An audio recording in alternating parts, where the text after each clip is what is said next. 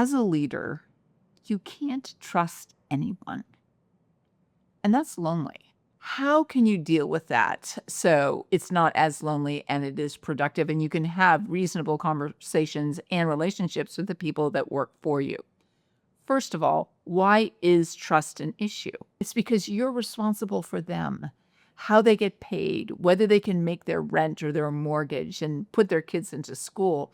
Everything is there. So the reaction of them to you is tainted by that. That's the loneliness piece. How do you do it so you can have good relationships with people in an appropriate way and not be disappointed?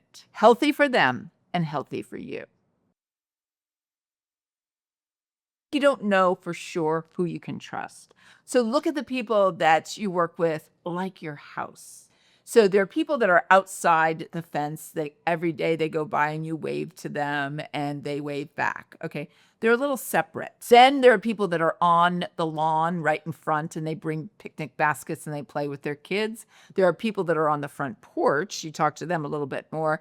And then less people that you have found that you can trust. They get to come inside and sit at the kitchen table.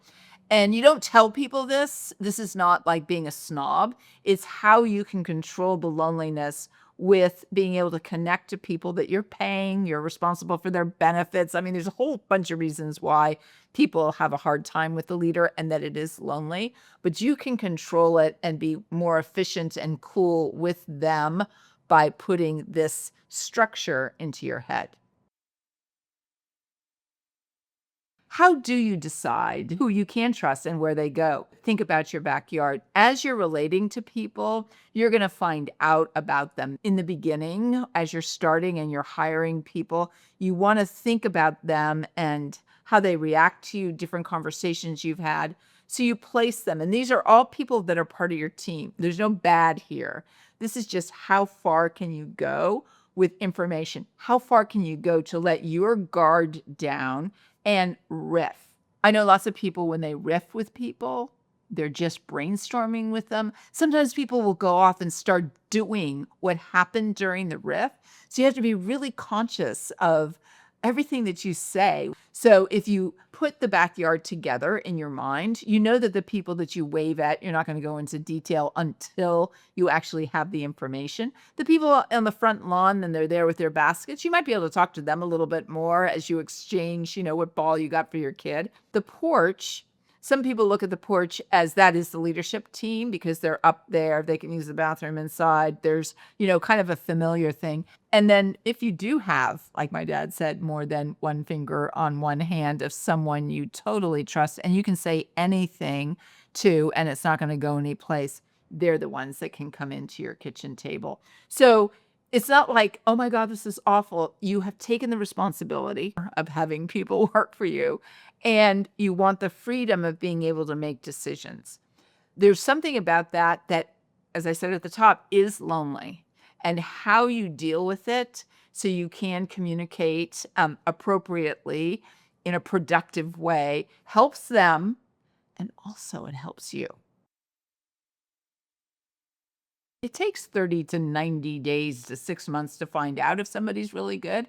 They're always at the gate. They're always on the outside. You're waving to them as you're finding out, are they on time? What kind of car do they drive? Do they say hello? Do they roll their window down? I mean, things like that, you're finding out about them. And as they become more familiar, more dependable, more credible themselves, they can come into the front lawn.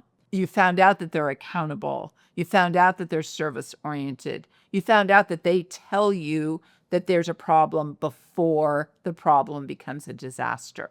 So there's things that you do that are based on your own values and how you're running the company when you react to people where you put them. So it's not like having barriers to people. It's more like mile markers of things that people do to get closer to you. The relationship's never going to be, oh, let's go out to drink and we can talk about everything. It's not like that.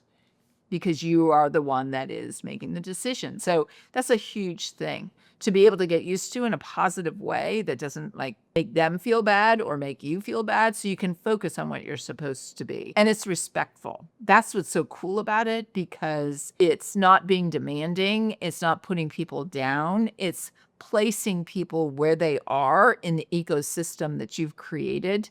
Not that they can't go up and down and in and out and all that kind of stuff, but it's in a way so your communication doesn't freak them out.